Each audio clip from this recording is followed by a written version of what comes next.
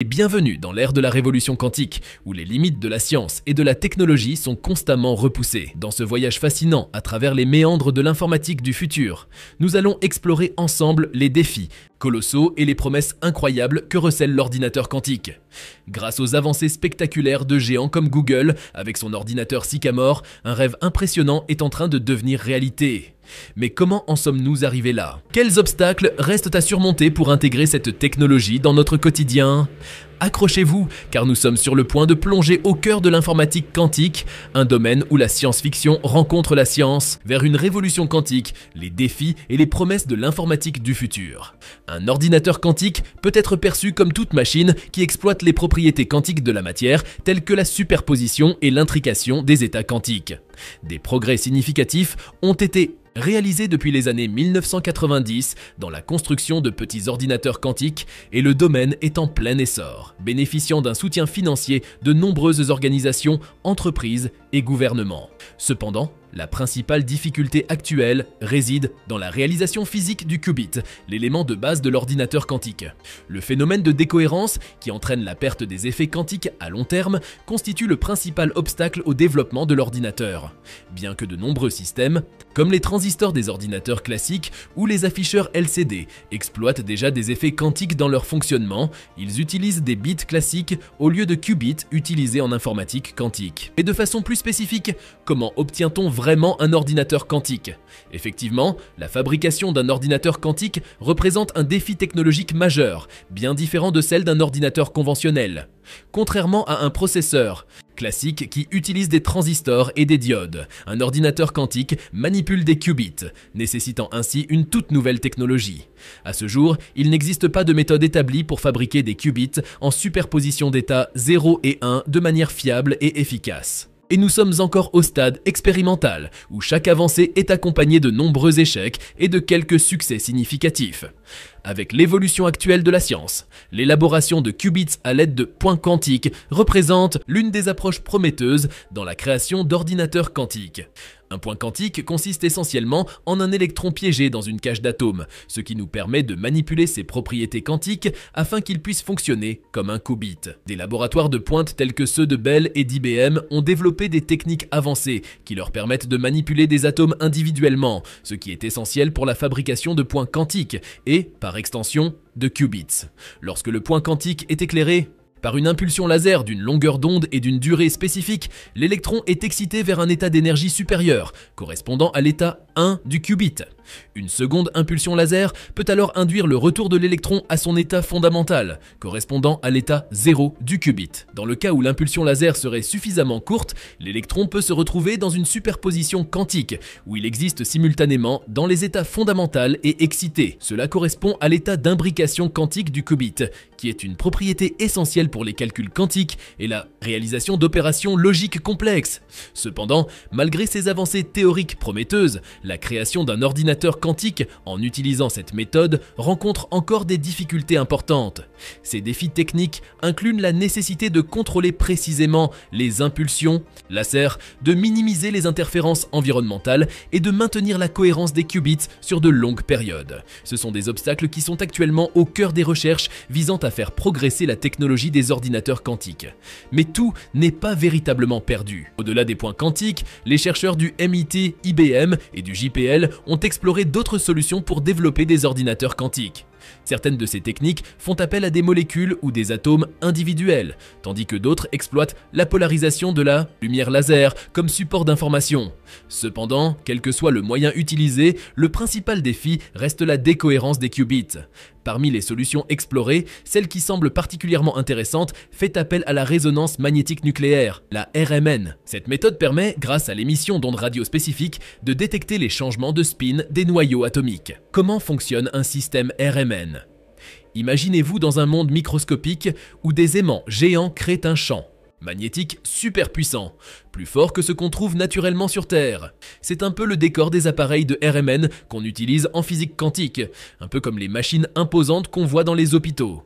Ces super aimants, refroidis à une température glaciaire de 269 degrés grâce à de l'hélium liquide, ne chauffent pas et n'ont pas besoin d'électricité pour travailler leur magie magnétique. Ils génèrent un champ tellement intense qu'il aide à voir de près les secrets des atomes et des molécules. Le seul hic, c'est que cet univers froid et précis a besoin d'un petit coup de pouce de temps en temps. L'hélium et l'azote liquide qui gardent tout frais doivent être régulièrement rechargés, car ils s'évaporent lentement dans cette aventure au cœur de la matière. Par ailleurs, dans l'aventure de la construction d'ordinateurs quantiques, une approche particulièrement intrigante implique la réduction de tout un ordinateur à une simple molécule. Dans cette technique, inspirée par la magie de la résonance magnétique nucléaire, les qubits sont incarnés par les noyaux atomiques au cœur de la molécule. Mais au lieu de miser sur une molécule solitaire, les scientifiques travaillent avec une soupe, ou, si vous préférez, une tasse de molécules liquides. Ce choix de travailler avec plusieurs molécules en même temps est en fait une stratégie astucieuse pour esquiver les erreurs. Même si des molécules dans ce liquide se mettent à changer d'état, les spins des noyaux atomiques qu'elles abritent restent stoïquement les mêmes. Cela donne à cette méthode un bouclier contre l'erreur, une faille majeure pour d'autres approches, même si la décohérence est toujours un défi. Face au défi posé, Colin Williams du Jet Propulsion Laboratory, JPL de la NASA, a proposé des alternatives novatrices. Il envisage d'ancrer les qubits dans des semi-conducteurs ou de les associer à des photons confinés dans des cavités optiques. À part lui, les approches pour intégrer les qubits sont diverses et prometteuses. Certains chercheurs se concentrent sur l'emploi d'électrons emprisonnés dans des nanostructures semi-conductrices, exploitant les propriétés uniques de ces matériaux à l'échelle nanométrique. D'autres explorent le potentiel des noyaux atomiques liés à des impuretés monoatomiques dans des semi-conducteurs. Cette dernière est une technique qui pourrait permettre une précision et une stabilité accrues des qubits. Par ailleurs, il y a également des expérimentations autour des courants électroniques ou magnétiques qui circulent dans des circuits supraconducteurs, tirant parti de la supraconductivité pour réaliser des calculs quantiques avec une efficacité énergétique remarquable. Ces méthodes innovantes reflètent l'effort constant de la communauté scientifique pour surmonter les obstacles inhérents à la technologie quantique actuelle et pour pousser les frontières de ce que ces machines extraordinaires peuvent accomplir. La diversité des approches témoigne de la richesse des possibilités exploratoires dans la quête d'un ordinateur quantique pleinement fonctionnel et puissant. La révolution quantique, Google Sycamore et l'avenir de l'informatique. Vous l'avez certainement compris, l'informatique quantique, autrefois réservée à la science-fiction, devient aujourd'hui une réalité tangible. Récemment, Google, l'un des leaders du secteur, a fait une annonce qui a captivé l'attention mondiale. Son ordinateur quantique, nommé Sycamore, a réalisé en quelques secondes des calculs qui auraient pris 47 ans à un ordinateur classique. Cette avancée marque un tournant majeur dans le domaine de l'informatique quantique, ouvrant la voie à des applications innovantes dans de nombreux domaines, de la recherche scientifique à la sécurité informatique. Les performances de cette machine reposent sur le principe de la superposition quantique, où un qubit peut simultanément prendre les valeurs 0 et 1, contrairement aux bits classiques qui ne peuvent être que 0 ou 1 à la fois. Cependant, il est crucial de souligner que maintenir la superposition quantique est un défi délicat. Les qubits sont extrêmement sensibles à leur environnement et peuvent être facilement perturbés, entraînant des erreurs de calcul. Mais peu importe, il faut reconnaître que l'impact potentiel de cette avancée est énorme. En effet, pour la recherche scientifique, les ordinateurs quantiques permettraient de modéliser des systèmes complexes tels que les interactions moléculaires, avec une précision sans précédent. Cela ouvrirait la voie à des découvertes majeures dans des domaines tels que la chimie, la biologie et la physique. Aussi, les implications de cette avancée vont bien au-delà de l'accélération des calculs. Elles pourraient transformer notre approche de la recherche scientifique en nous permettant de modéliser et de comprendre des systèmes d'une complexité autrefois inatteignable.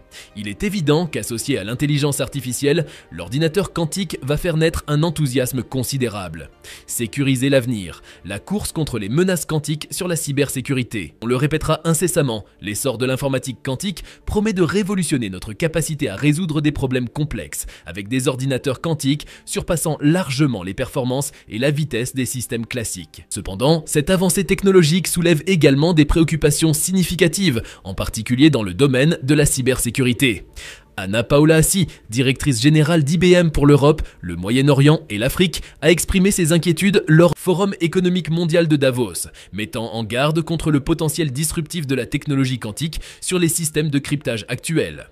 La principale préoccupation est que les ordinateurs quantiques, avec leur capacité à effectuer des calculs en parallèle plutôt qu'en séquence, pourraient rendre les méthodes de cryptage existantes obsolètes, exposant ainsi des systèmes financiers entiers à des risques d'effondrement et compromettant la sécurité nationale ainsi que des secteurs critiques comme la santé. La solution, selon IBM, repose sur le développement de nouvelles formes de cryptographie conçues pour être résistantes aux attaques quantiques.